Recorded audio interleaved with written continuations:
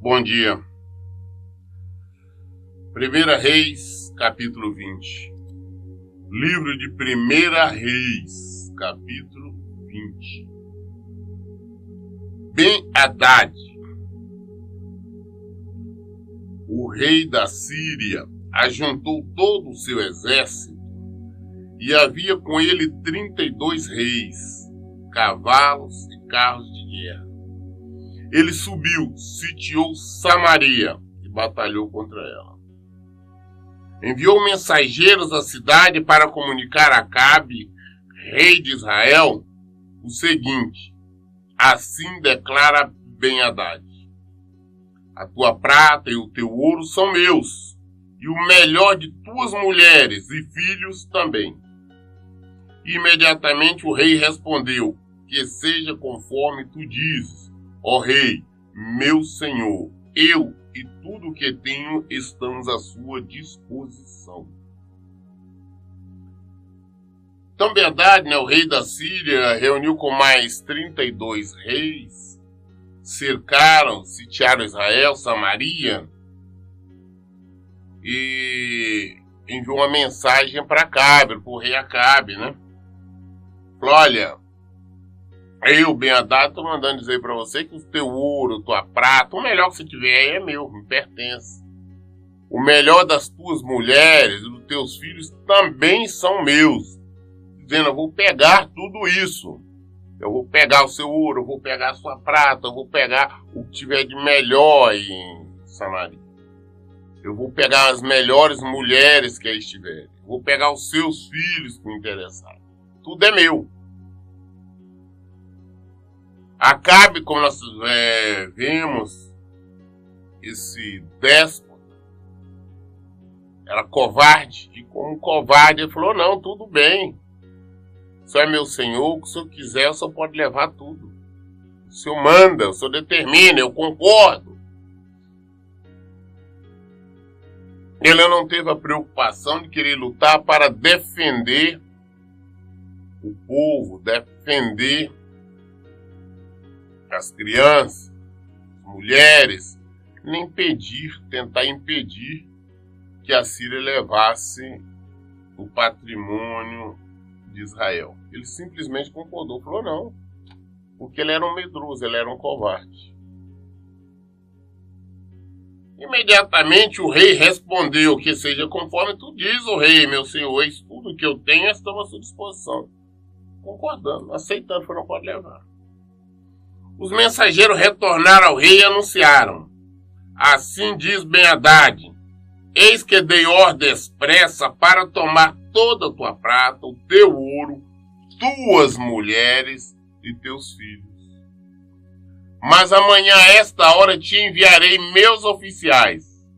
Eles vasculharão o teu palácio e as casas dos teus serviçais, pegarão e carregarão tudo o que tiveres de precioso. Diante desta notícia, o rei de Israel convocou todos os anciãos daquelas terras e queixou-se: reparai e vede que este homem quer a nossa perda total.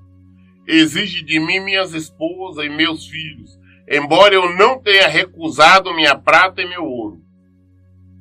Todas as autoridades, o povo consultados, afirmaram-lhe: não lhe obedeças nem consintas. Então Ben-Hadad tornou a mandar, falou: olha, amanhã eu vou enviar os meus oficiais, vão vasculhar, vão revistar todas as casas, até as casas dos empregados, dos servos, todos os lugares serão revistados. E vão apanhar o que achar de valioso. Tudo que tiver de valioso, eles vão apanhar e vão trazer. Quando falou isso, aí Acabe ficou preocupado e reuniu então os anciãos para obter um parecer de como proceder. Os anciãos das terras falaram: não, você não pode permitir isso. Você não pode permitir de maneira nenhuma tal coisa.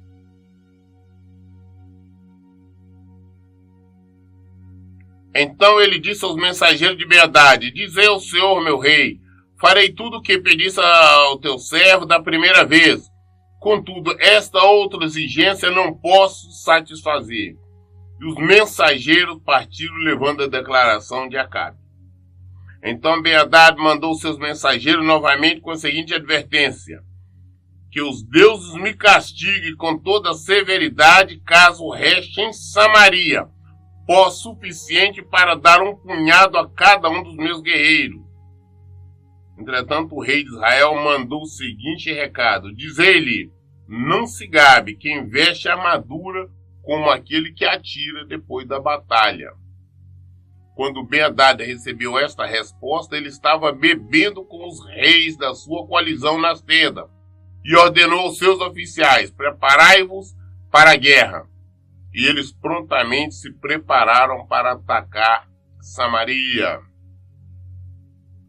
Então, diante da resposta de Acabe, que mandou dizer, então o rei da Síria, Ben-Hadad, falou: olha, eu concordei, lhe dá ouro, lhe dá prata, lhe dá mulheres, filho, mas vocês invadirem, revistar, tudo, não vai não. Isso eu não posso permitir. Eu não posso concordar, porque os conselheiros, os anciões tinham falado com ele para não aceitar. Quando ele ouviu isso, Ben-Hadad falou: olha, se tiver pó o suficiente amanhã em Samaria para que cada um dos meus homens apanhe, terá vitória. Ou seja, está afirmando que vai invadir Samaria e vai destruir, que vai matar todo mundo. Foi a resposta de Ben-Hadad. E ele estava bebendo na tenda dele quando recebeu essa resposta e falou com seus com os guerreiros, seus soldados. Falou: prepara que nós vamos invadir Samaria. Um profeta veio à presença de Acabe, rei de Israel, e lhe falou: assim diz Deus, o Senhor, vê esta imensa multidão? Pois eu a entrego hoje em tuas mãos, e reconhecerás que eu sou Deus. Acabe perguntou: por meio de quem? E o profeta lhe esclareceu: assim diz Deus, o Senhor, os jovens soldados dos líderes das províncias realizarão toda a obra. Mas Acabe questionou: e quem começará a batalha? Ao que o profeta prontamente lhe respondeu: tu mesmo.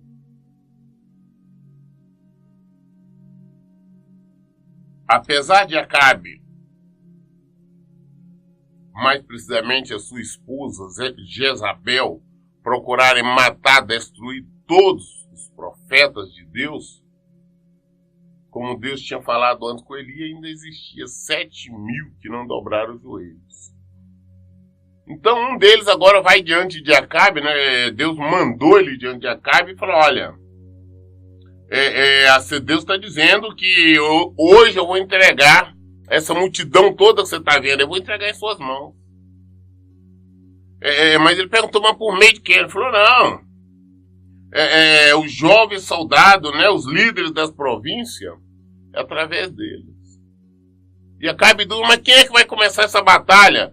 Ou seja, será um sírio? Ele falou: não, é você que vai começar a batalha. Você que vai desencadear o ataque. Você vai desencadear e eu vou entregar tudo às suas mãos.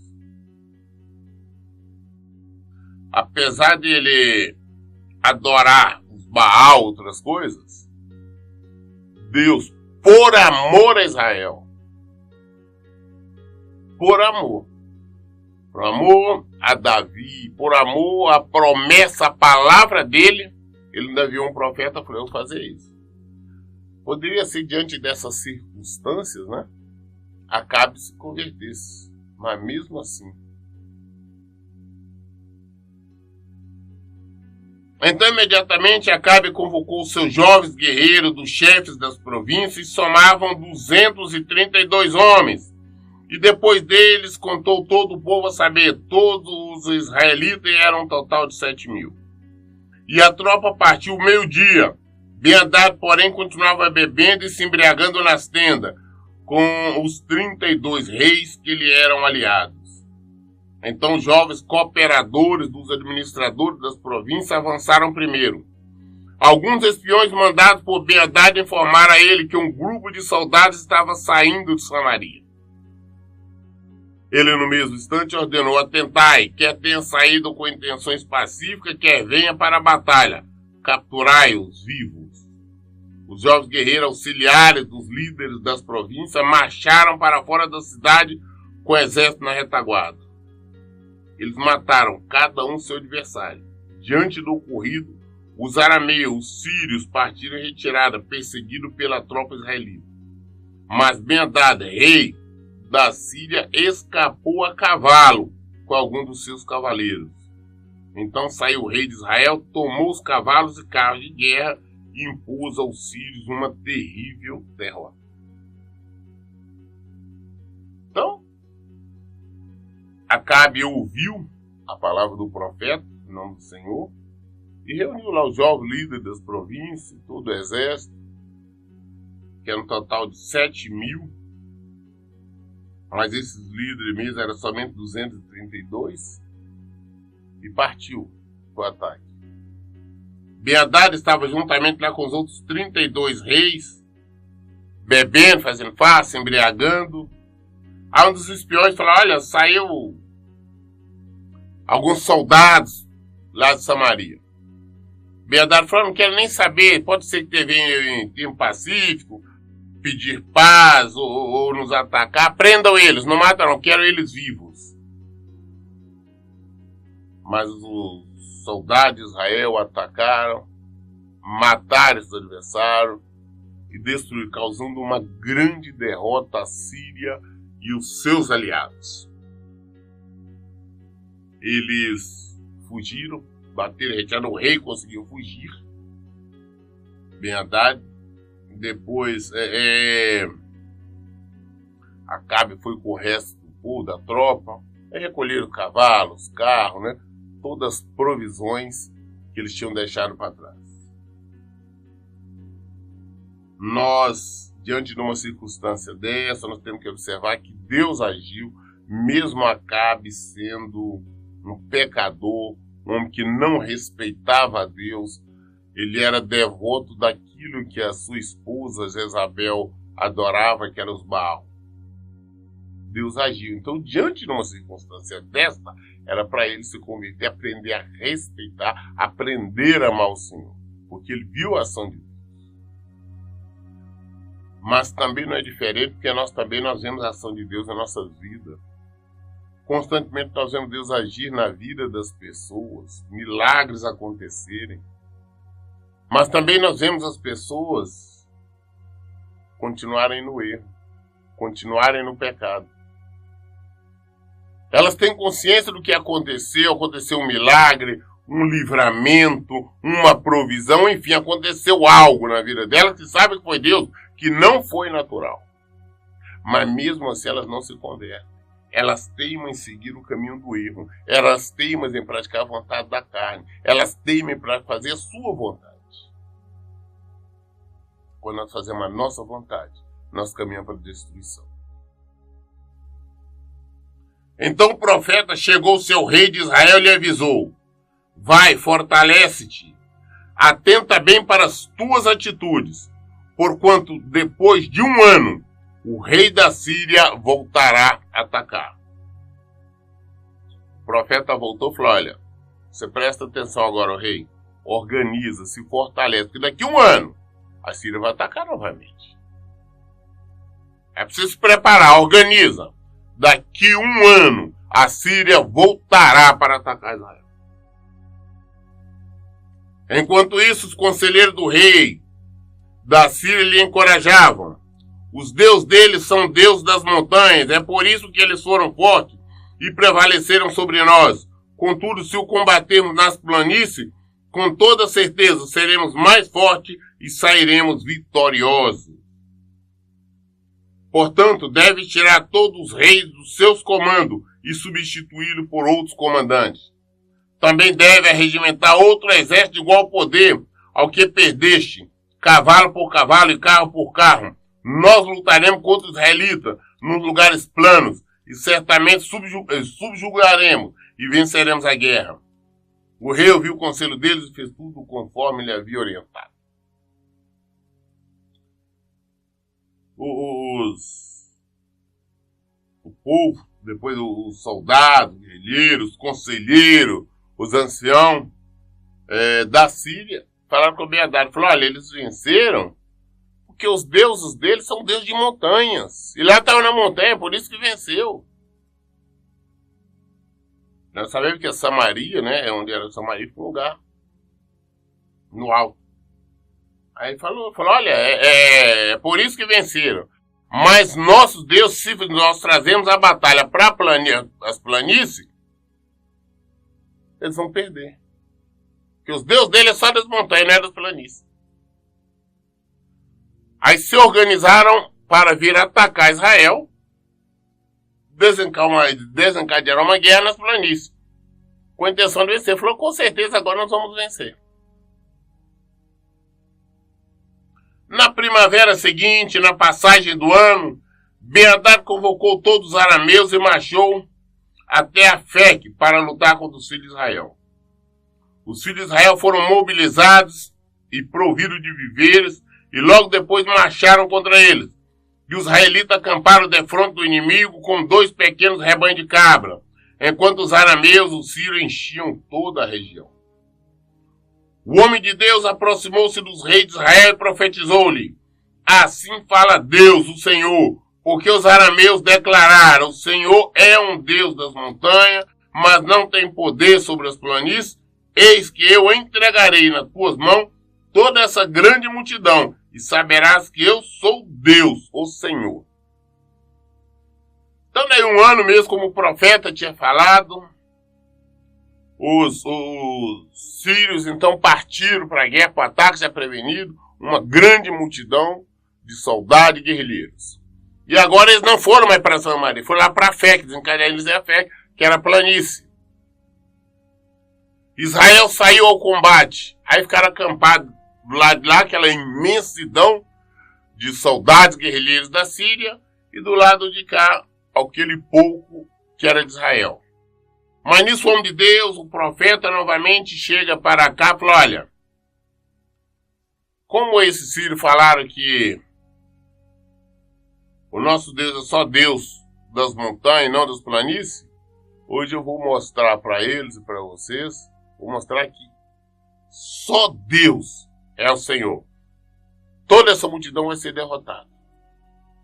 Você verá.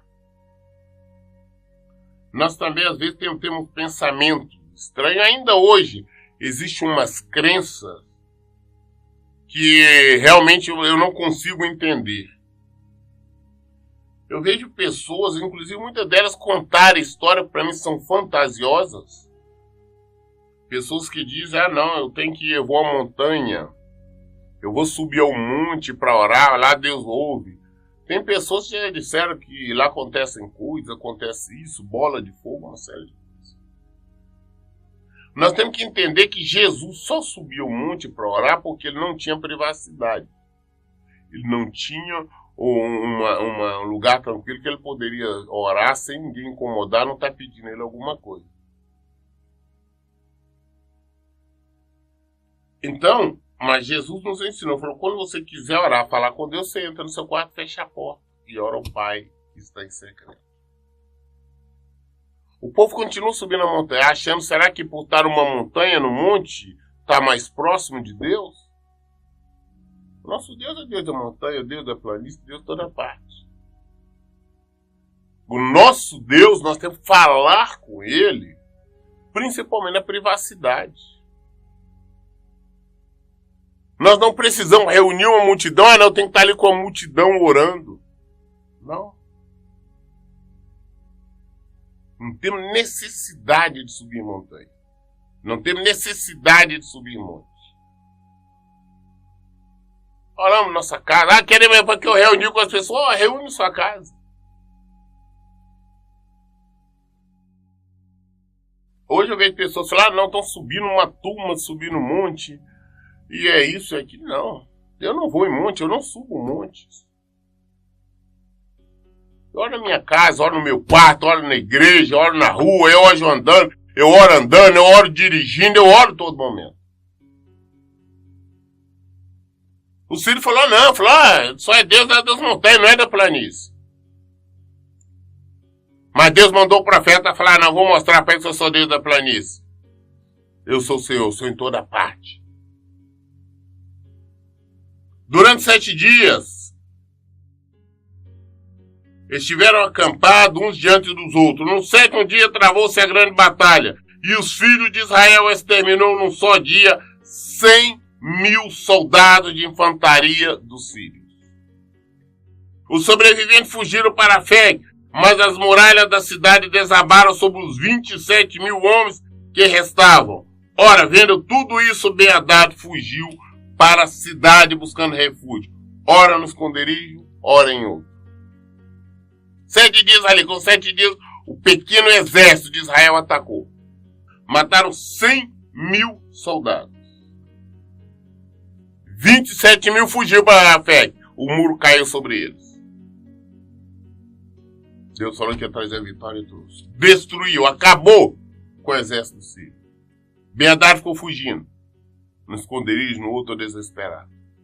Acabou. Seu exército foi totalmente exterminado. A palavra de Deus se cumpriu. Batalha, não importa qual seja ela. Quem vence é o Senhor. É o Senhor que vence todas as batalhas e não nós. Israel venceu não por força dele, mas o Senhor venceu. Então os oficiais de Ben-Hadad lhe aconselharam: temos ouvido dizer que os reis da casa de Israel são misericordiosos. Vamos ao rei de Israel, vestir o pano de saco e tendo cordas envolver o pescoço. Talvez ele te poupe a vida. Aí alguns oficiais fugiram, né? Falou com Ben-Hadad, com o rei, falou: escuta, ouvimos dizer que os reis de Israel são pessoas misericordiosas, são pessoas boas. Vamos vestir o pano de saco, é um sinal de humilhação, de humildade, e vamos diante dele, porque senão ele vai nos encontrar mesmo. Vamos diante dele, quem sabe ele não nos perdoa, não seja ele, será misericordioso com nós. O conselho que os oficiais deram a Ben-Hadad. Vestiram um pano de saco e colocaram cordas ao redor do pescoço e se apresentaram ao rei de Israel e suplicaram: o teu servo Ben-Hadad manda dizer, rogo-te que me permitas viver. E o rei replicou: ele ainda está vivo? Ele é meu irmão.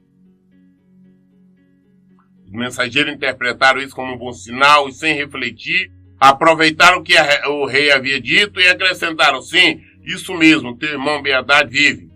Diante disso ordenou o rei ir e depois buscá-lo. Assim que Ben-Hadad chegou, Acabe o fez subir o seu carro. Então Ben-Hadad exclamou: vou restituir-te as cidades que meu pai tomou do teu pai, e poderás estabelecer o teu próprio mercado em Damasco, como fez meu pai em Samaria. Ao que Acabe retrucou: mediante um tratado deixaste em liberdade. E Acabe formalizou um contrato com ele e o deixou partir. Aí apresenta-se os oficiais, vêm diante do rei Acabe e fala: olha, Ben-Hadad, ele manda dizer que roga que você deixe ele viver, ela é teu servo, está pedindo pela vida dele. Acabe falou: vem cá, ele está vivo, ele é meu irmão, tranquilo, chama ele. Aí trouxeram ele falou: não, sobe aqui na minha carruagem, no meu carro. E falou: olha, eu vou fazer com você mais, você é meu irmão, pai, eu vou devolver as cidades que meu pai tomou de você. Você vai poder negociar tranquilamente em Damasco. E vamos fazer um contrato. E fez, não liberou ele em paz tranquilamente. Erro. O inimigo não é para nós liberarmos o inimigo, ele liberou. Por determinação de Deus, o Senhor, um dos discípulos dos profetas, ordenou ao seu companheiro: fere-me, mas o homem recusou fazer. Replicou ele: por que não obedecesse à voz de Deus? Logo que te afastar de mim, um leão te matará. E de fato, assim que o companheiro seguiu seu caminho, um leão o encontrou e o matou. Um profeta de Deus, junto com outro, falou com um colega, escuta, me fere. Aqui foi, não, Deus está mandando, me fere. Ele falou, não vou te ferir, não. De jeito nenhum, não vou te ferir. Então o profeta falou, só porque você não quis obedecer a ordem de Deus, um leão vai te encontrar e vai te matar. Logo depois, realmente, um leão encontrou e matou esse outro. Por quê? Porque ele desobedeceu a ordem do Senhor. Ele era para ter ferido o colega dele, que era uma ordem de Deus. Se Deus mandar, nós temos que obedecer. Não importa se nós não estamos entendendo ou não. A ordem é para ser obedecida. O profeta encontrou-se com outro homem e pediu, fere-me. No mesmo momento, o homem desferiu-lhe um golpe e feriu. O profeta partiu e ficou aguardando o rei na entrada. Tinha ficado irreconhecível com a atadura que colocou sobre os olhos. Ao passar o rei, ele gritou-lhe, teu servo estava em combate quando alguém saiu das fileiras e trouxe-me um homem exclamando, vigia este homem, se ele desaparecer, tua vida responderá pela dele, ou então pagarás 35 quilos de prata. Mas enquanto o teu servo estava ocupado de uma e de outra parte, o homem desapareceu. Então o rei de Israel lhe declarou, ora, esta é a tua sentença, tu mesmo a pronunciaste. Então o profeta rapidamente removeu o turbante que lhe protegia os olhos e o rei prontamente o reconheceu como um dos profetas. E ele profetizou ao rei, assim diz Deus, o Senhor, porquanto deste liberdade ao homem que eu havia determinado como anátema, ou seja, como maldição, e que devia morrer, tua vida responderá pela vida dele, e o teu povo pagará pelo povo dele. E assim o rei de Israel retornou para o seu palácio em Samaria, irritado e deprimido. O profeta pediu para o seu colega atacar ou ferir. Ele não atacou, não feriu. Falou, então o leão vai te matar. O leão realmente o encontrou e o matou. Aí, mais à frente, encontra um outro homem e fala com ele, me ataca, me fere. Se eu estou num pestanejão, o machucou. Ele pega então uma faixa, enrola ele todo, só deixa os olhos descobertos. E coloca-se na entrada ali onde iria passar o rei, Acabe, rei de Israel. E quando Acabe passa, ele conta uma história. Fala, olha, estava em combate, aí uma pessoa saiu do meio da fileira e trouxe um homem, e um prisioneiro, falou, olha, vigia esse prisioneiro. Isso é aquela história porque nós vemos que em Israel, naquela época, eles tinham o hábito de contar sempre uma história, tipo uma parábola, que é uma maneira ilustrativa de referir-se a algum assunto. E ele contou para Acabe essa história. Foi uma guerra lá, no meio dos soldados lá, fileira, um daqueles fez um prisioneiro e mandou que eu vigiasse, que eu tomasse conta. Mas eu envolvido ali, fazendo uma coisa ou outra, o prisioneiro acabou escapando. E a ordem era que se ele escapasse, eu pagaria com a minha vida. Aí Acabe já respondeu, não, você mesmo deu sentença, você deixou escapar, então você vai pagar com sua vida. Aí ele falou, pois é, mas é Deus que está falando com você. Porque aquele que eu determinei para se matar, você soltou, você deu a vida. Você não deveria ter deixado Acabe livre. Acabe não, é Ben-Hadad livre. Então, por este motivo, você vai pagar com sua vida. O povo de Israel vai pagar com a vida pelo povo, pela vida de Ben-Hadad. Você não deveria ter deixado o inimigo solto. Eu entreguei nas suas mãos a palavra de Deus. Isso aí deixou, de vez dele se humilhar diante de Deus, pedir perdão, aceitar que ele tinha errado, ele foi embora irritado, nervoso, deprimido. Às vezes, quando nós ouvimos uma repreensão da parte de Deus, nós ficamos chateados. Mas, na verdade, nós temos que saber que quando o Senhor nos repreende, é porque nos ama. Não há filho que o pai não corrija. Está na Bíblia. Vocês estão sofrendo uma reprimenda. Vamos nos humilhar, vamos pedir perdão a Deus. Vamos nos acertar. Que é o melhor que nós temos que fazer. Não adianta ficar mais irritado, não, nem chateado. É saber que erramos. Mas se nós formos diante do Senhor, nos humilhar, pedir perdão, com certeza Ele nos perdoará. Nós lemos hoje o capítulo 20 de 1 Reis. Amanhã, querendo Deus, nós daremos continuidade a partir do 21. Dúvida, resposta, está na Bíblia. Ela esclarece, da Bíblia esclarecedora. Por isso eu digo em todo tempo, leiam e pratiquem a Bíblia. Que Deus abençoe. Tenha um bom dia.